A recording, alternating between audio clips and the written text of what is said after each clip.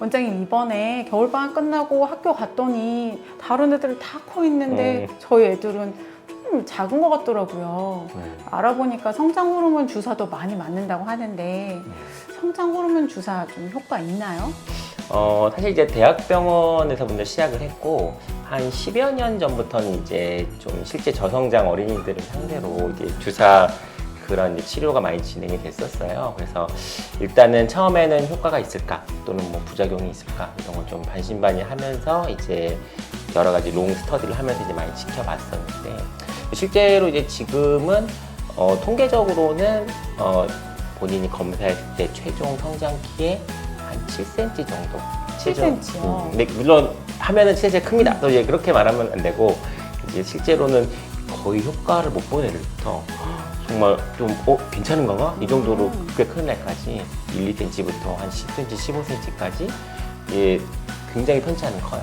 그래서 평균적으로는 그럼 얼마나 7cm 맞았을 정도. 때 7cm가 크는 거예요? 보통은 이제 언제 시작하느냐 또는 또 뭐 내가 어떤 상태, 뭐 근육, 영양, 뭐 수면 어느 상태에 따라서 차이가 굉장히 크기 때문에 딱 뭐라 가늠할 수는 없지만 최소 1년은 봅니다. 1년은 효과를 보고 1년 이상은 지속을 한다고 할 때 꾸준하게 성장할 수도 있지만 약간 계단형으로 성장을 하기 때문에 그런 통계적인 유의성을 가지려면 한 1년 정도는 한번 평가를 해볼 필요가 있습니다. 그럼 1년 맞으면 7cm 크는 거예요? 네, 일단은 그 정도 큰 애들은 꽤 있습니다. 1년에 7cm 큰다라고 할 수도 있고 원래 자기 성장에 플러스 7cm를 말씀드린 거고 근데 그게 1년이기도 하고 1년 이상 또는 성장기가 마무리될 때까지 토탈로 보기도 하기 때문에 사실은 굉장히 개인차가 있다. 근데 굳이 중위값, 중간값, 평균값을 본다면 한 7cm 전후다. 이렇게 말씀드릴 수 있습니다.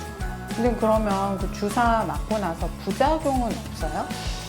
사실 이제 부작용은 일단은 예전에는 뭐 말다비대증부터 시작해서 뭐 다양한 부작용에 대해서 계속 이제 많은 우려와 뭐 연구들이 있었는데 실제로 대학병원부터 이제 개인 로컬 의원까지 지금은 광범위하게 이제 주사가 진행이 되고 있고 대중화되면서 충분한 이제 연구나 통계적인 것을 보면 정말 실제로 임상에서 그런 말다비대증, 거인증 이렇게 실제로 유발되는 경우는 사실 정말 보기 힘들긴 했었어요. 왜냐면은 실제로 그 정도까지 호르몬 과잉이라는 건 굉장히 질병적인 수준에서 호르몬이 엄청나게 쏟아져 나오는 수준이기 때문에 사실은 거기까지 오는 경우는 사실 거의 보기 힘들고 실질적으로는 뭐 주사를 맞을 때 뭐 자결감, 뭐 부종 또는 통증, 피부 질환 이런 게 가장 일반적이고 또 그거 이외에는 뭐 혈당, 간 수치 이런 것들은 좀 더 지켜보긴 해야 되는데 일단은 실제 외래에 오셨을 때는 현재 진행형인 당뇨병이라든지 또는 혹시 모든 어떤 종양질환 이런 특수한 질환을 앓고 있는지를 판단을 하고 실제로 그런 게 문제가 없다고 한다면 일단은 단기간부터 트라이를 해보면서 각자 개별적으로 평가해 볼 수 있죠. 그래서 부작용은 지금은 어느 정도 충분히 연구가 많이 되고 많이 대중화된 상태에서 물론 뭐 항상 경계를 해야겠지만 또 그렇게 너무 걱정하실 정도는 아니다라고 말씀을 드릴 수 있습니다.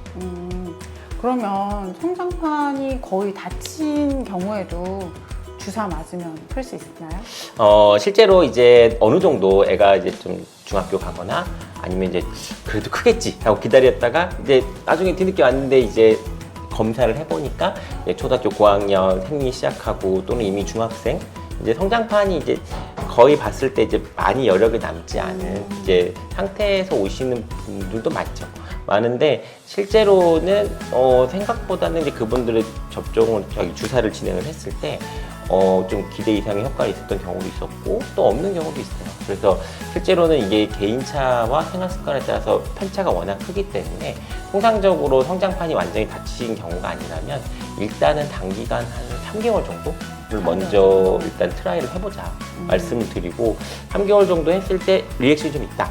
그러면은 그 상태에서는 이제 좀 짧게 팔로우를 하면서 그래도 가능한 부분까지는 최대한 트라이를 해보는 편입니다. 현재 트렌드가. 완전히 닫힌 경우는 못 만나요? 사실은 이제 주변의 클리닉이나 실제로 맞는 사례에서도 또 한 뭐 고등학교 3학년 남학생 뭐 거의 닫혀 있는 경우도 왔더니 또 크고 막 대학교 갈 때까지도 크고 사실 이게 사진만을 보고 이제는 중단합시다. 참 이렇게 하기 어려운 경우들이 있었어요. 그래서 물론 이제 하지만 그런 경우에 이미 거의 닫혀 있는 경우에는 효과가 당연히 적을 거라고 볼 수밖에 없기 때문에 일단은 주사를 단기간을 플랜을 잡고 그 상태에서 이제 짧게 추적 관찰을 하고 그 다음에 혈액 검사, 성장 인자를 추적 관찰을 하면서 가능한 수준까지는 트라이를 해보는. 그래도 그게 또 1, 2cm 차이를 낼 수가 있기 때문에. 저도 맞아도 되나요? 근데 이제 보통은 이제 완전히 이제 종료된 분들은 의미가 없고 일단 성인이 되는 건 의미가 없죠. 근데 이제 다만 이제 여기서 고민하는 부분은 한 고등학생 정도면 어떻게 해야 되죠? 이렇게 여쭤보신다면 고등학생인 경우는 가능하면 트라이는 해본다. 하지만 짧게 우선 계획을 잡는다. 이렇게 말씀드릴 수 있을 것 같습니다. 그러면 애가 너무 어려가지고 못 맞을 것 같은데 만약에 시작을 한다면 언제 정도부터 시작을 하는 게 좋을까요? 보통은 일단은 그 주사가 이제 임상시험을 거쳤을 때도 만 8세 이상. 그래서 보통은 이제 2학년이죠. 2학년 때부터 이제 그 고민을 해보는 시기가 돼도 충분하고요. 우선 초등학교 전에도 검사로도 많이 오시고 문의도 주시는데 일단 그때는 좀 아직은 너무 봐야 될 변수들이 많기 때문에 그때는 일단 기본적인 생활 습관, 식습관, 운동 충분히 해볼 것들이 많기 때문에 우선은 일단 1학년까지는 마치고 2학년이 되면서 그때 먼저 진료부터 오셔도 됩니다. 이거 주사 매일 맞는다고 들었는데 너무 애들이 잘 맞을 수 있을까요? 실제로는 이제 그런 전담 간호사가 있고 또 전담 간호사가 처음에 주사를 시작할 때 주사 접종법부터 그런 관리법까지를 다 설명을 해줘요. 그리고 아프면 애들이 안 맞잖아요.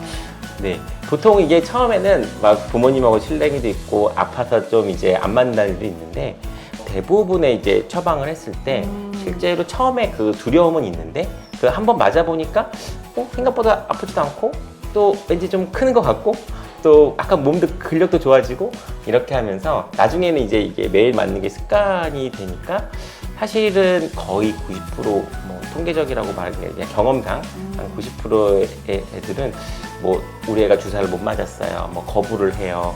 약간 중간에 하다 못했어요 라고 왔던 경우는 실제로는 거의 못 봤어요. 그러면 주사를 맞을 때 조금 유의해야 되는 부분이 있을까요? 제일 중요한 게 다들 아시겠지만 이제 일찍 자는 거. 초저녁에 일찍 자는 게 가장 수면 패턴이 가장 중요해요. 요새 애들 너무 바쁘잖아요. 그래서 실제로는 이제 막 1시, 2시에 자고 네, 이러기 때문에 사실 이제 그게 어쩔 수 없다고 해도 성장 주사에는 분명히 좀 마이너스인 건 맞아요. 그래서 너무 좀 그냥 교과서적인 얘기지만 일찍 자고 일찍 일어나고 또 주사도 맞고 이렇게 하는 게 사실은 제일 좀 바람직한 선순환이긴 한데 좀 느슨한 기간도 있고 바쁜 기간도 있는데 1년 365일 다 일찍 자라 이렇게 하면은 시행을 못 하겠죠. 방학이 됐든 비시즌 시험 기간이 됐든 좀 한가한 시간이 됐든 우리가 일찍 자고 다음날 준비했을 때는 일찍 주사 맞고 자는 습관을 하고 또 중간중간에 늦게 자는 날은 어쩔 수 없다면 또 주사는 그때 맞으면 되는데 또 그렇다고 해서 내가 일부러 주사 효과 없으니까 할 필요 없어 그럴 필요는 없다 말씀드리고 하지만 가능한 부분에서는 일찍 자는 날이 많을수록 좋다 말씀드리고 그 이외에 좀 몸에 어느 정도 그런 근력의 분포나 근력 양이 좀 충분한 상태에서는 좀 더 성장 효과가 좋은 편이고 당연한 얘기지만 또 영양 상태, 영양의 균형 있는 섭취 상태 사실 이제 그런 게 안 좋은 애들도 많으니까 이 세 가지가 좀 받쳐주면은 우리가 주사를 했던 그런 목표 설정, 목표에 대해서 좀 그래도 많이 갈 수 있는 편입니다. 근데 가격이 병원마다 다른데 이유가 있을까요? 실제로는 이제 안에 있는 내용물은 똑같다고 보시면 돼요. 똑같다고 보시면 되는데. 그럼 싼 게 좋은 건가요? 근데 이제 싸면은 좀 희석된 데가 있습니다. 그러니까 이제 각 유닛당 그 안에 들어있는 농도가 회사마다 다른 거지. 예를 들어서 그럼 농도가 당연히 다르면 그 원액을 기준으로 이제 가격이 매겨지는 거니까. 이제 나는 용량이 좀 많은데 좀 용량 대비 싼데 이렇게 하는 건 이제 사실은 이제 농도가 다르기 때문이고 실제로는 어느 정도 국제적으로 가격이 거의 통일되어 있는 수준이어서 사실은 병원에서 이제 가격적인 영향을 미치는 경우는 이제 그런 영향력은 적은 편이고 변수가 적은 편이고 실제로는 이제 그 주사 그 공급하는 회사별로 좀 그 인터내셔널 유닛당 좀 농도가 다른 경우들이 많이 있습니다. 회사별로 똑같은 뭐 용량처럼 보여도 네, 안에 농도가 들어있는 달라서 그 안에 들어있는 실질 네. 성분이 다르다는 네, 말씀이시죠? 가끔 왜 우리 2배 차이에요? 이렇게 하는데 아. 용량이 아니라서 그렇습니다. 그게 이제 회사별로 차이가 있는 네, 있는 회사별로 좀 거군요. 차이가 있고 또 보면은 막 주사 니들 많은 주사 패턴 모양이 또씩 다른데 또 그거에 따라서도 좀 호불호가 달라요. 그래서 어떤 거는 좀 이 주사를 좀 선호하는 애들이 있어서 어떤 주사를 선호하는 애들은 또 거기는 농도가 조금 좀 고밀도 농도이기 때문에 마치 좀 비싸게 느껴지는 경우도 있고. 네, 근데 전체적으로는 그런 농도에 따라서 이제 그런 처방을 하기 때문에 실질적인 가격 차는 크지 않다. 이렇게 보셔도 됩니다. 네. 그러면 국산이랑 수입이 있는데 이게 좀 차이가 있을까요? 예를 들어서 뭐 국산하고 수입하고도 실제로는 주사 자체에서는 차이가 없어요. 근데 아까 말씀드렸듯이 뭐 주사기 모양, 니들의 어떤 놓는 패턴, 약간 가끔 어떤 것들은 좀 이렇게 짱짱하게 잘 들어간 데도 있고 어떤 데는 하면 좀 남고 어떤 거는 했는데 좀 새고 이제 근데 또 그 반대의 경험을 하시는 경우도 있고 그래서 실제로는 여러 가지 주사를 트라이 해보고 좀 호불호가 생기는 편인데 굳이 뭐 수입산이 더 막 우월하다든지 뭐 국산은 좀 더 싸다든지 그렇지는 않습니다.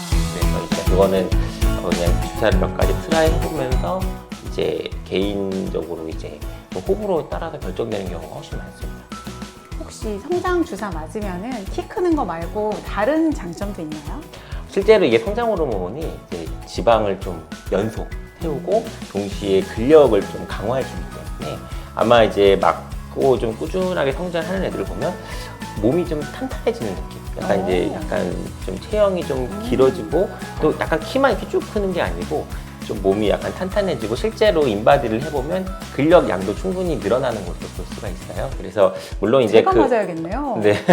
근데 이제 성장 호르몬이 이제 성장판이 닫혀 있는 상태에서는 또 부작용이 있을 수 있기 때문에 그래서 일단은 좀 그런 외적으로도 키만 크는 게 아니라 좀 뭔가 체형이나 이렇게 좀 탄탄하고 인바디 달라지는 모습도 충분히 볼 수가 있죠. 좋네요. 오늘 그 이제 많은 분들이 좀 궁금해하시는 성장 주사에 대해서 좀 Q&A 형식으로 저희가 대화를 나눠보았고요. 생각보다는 이제 이게 대중화도 됐고 지금은 어느 정도 표준화되고 많이 의료적으로 정립된 상태이긴 합니다. 그래서 일단은 혹시 아기가 좀 걱정되는 상태라든지 좀 뭔가 더 변화가 필요한 경우가 있다면 일단은 뭐 주사 여부는 진료를 보고 검사를 해보고 예측을 하고 의료적으로 판단해도 되기 때문에 우선은 좀 궁금하신 점들은 또 개별적으로 진료 오시면 충분히 설명드리고 또 필요한 말씀 나누도록 하겠습니다. 네. 감사합니다. 추가적으로 더 궁금하신 분 있으면 댓글로 남겨주세요.